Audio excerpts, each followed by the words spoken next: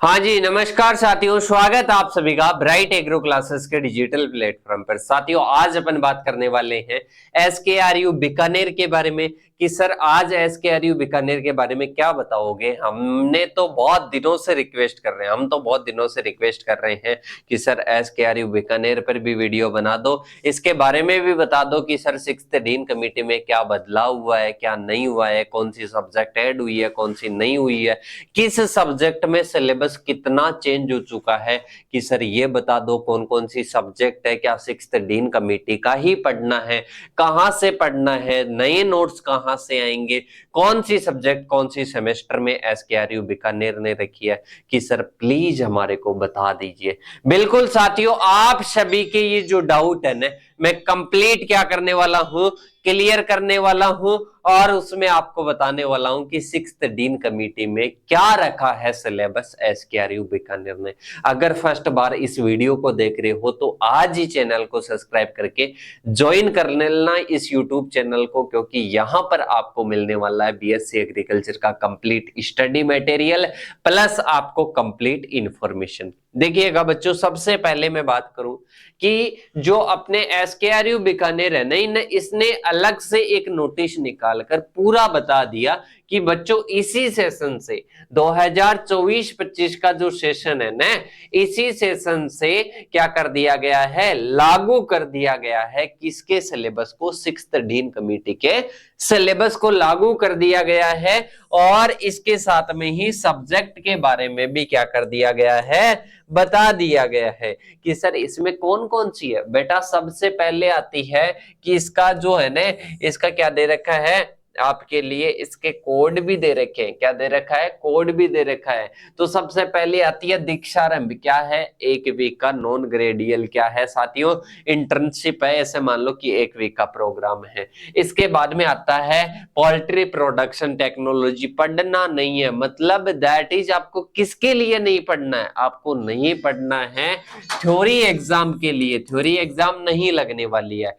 बाद में बात करते हैं मशरूम प्रोडक्शन, ये भी स्किल इन्हेंसमेंट की है, मतलब इसमें भी आपको थ्योरी नहीं पढ़नी है। तो 3 सब्जेक्ट में आपको थ्योरी नहीं पढ़ना है। इसके बाद में आती है कि सर पहली सब्जेक्ट आती है rural sociology and educational psychology.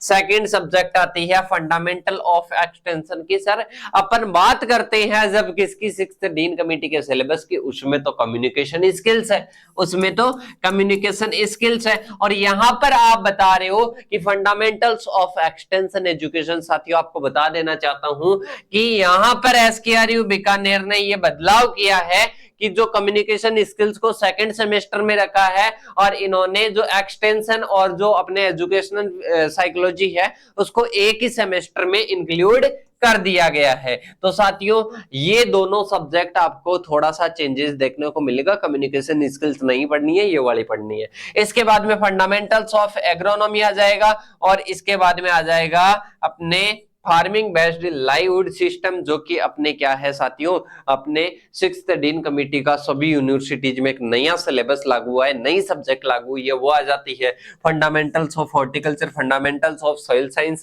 और इसके बाद में इंट्रोडक्टरी मैथमेटिक्स और इसके साथ में बायोलॉजी। मतलब जिनके एग्रीकल्चर थी 12th में, जिनके बायोलॉजी थी, उनके क्या लगेगी, उनके मैथमेटिक्स कंपलसरी रहेगी, जो मैथ वाले हैं उनको बायोलॉजी का एग्जाम देना पड़ेगा। तो ये आपको कंप्लीट समझ में आया। मैथ क्या है, नॉन ग्रेडियल है, मतलब आपको जो आपकी ओजीपी है ना उसमें इंक्लूड नहीं होगा, बट आपको पढ़ना पड़ेगा, आपको क्लियर करना पड़ेगा, सही है। और मैथ में बैक भी बहुत ज्यादा आती है, पहले वाले साथी भी जो पढ़ते थे बैक निकालने के लिए ही पढ़ते तो इसको माइंड में मत ले लेना कि ये तो है ना ओनली अपने बैक निकालने के लिए ही तो है, मतलब पास करने के लिए ही तो है, पास निकालने में पसीने आ जाते हैं, पर आपके पसीने नहीं आएंगे जब ब्राइट एग्रो क्लासेस आपको पढ़ाएगा और आप अच्छे से गाइडेंस में पढ़ोगे ना, तो बेटा आपके बैक नहीं आने वाली है। अब देखना कि ये तो सिलेबस हो गया कि sir finally 6th dean committee का ही लागू हुआ है क्या, बिल्कुल लागू हुआ है। आज के मैंने 15 दिन पहले ही वीडियो के माध्यम से बता दिया था कि लागू हो गया है और 5-6 दिन पहले ये ऑफिशियल अपडेट आई है, मेरे हिसाब से 15 तारीख को आई है। सही। ये कब आई है? ये 15 तारीख को अपडेट आई है। मैंने आज कैसे मान लो कि 15 दिन पहले ही मैंने बता दिया था। तो साथियों ये आपके 6th डीन कमेटी का लागू हुआ है इसी सेशन के अकॉर्डिंग। अब की सर आगे हमारे को स्टडी मटेरियल कहां से मिलेगा? देखिएगा, सबसे पहले आपका जो ब्राइट एग्रो क्लासेस का प्लेटफॉर्म है, मैंने सभी सेमेस्टर की आपको स्टडी करवाता है, जिसमें टाइप किए हुए नोट्स रहते हैं, हिंदी इंग्लिश मीडियम की ऑल क्लासेस रहती है, ओल्ड पेपर सॉल्यूशन आपको एग्जाम के टाइम में मैराथन क्लासेस के माध्यम से रिवीजन करवाया जाता है। इसके साथ में ही बात करें, इंग्लिश मीडियम और हिंदी मीडियम के दोनों सेपरेट बैच चल रहे हैं according to 6th dean committee. 6th dean committee का सर हिंदी मीडियम का कौन सा बैच है? हिंदी मीडियम के बैच का नाम है चेतक 1.0 बैच। चेतक 1.0 बैच है। इसके साथ में ही बात करें कि according to 6th dean committee है, ऑल सब्जेक्ट की क्लासेस नोट्स एग्जाम के पास में आपको क्या मिलेगा? कंप्लीट गाइडेंस मिलेगा।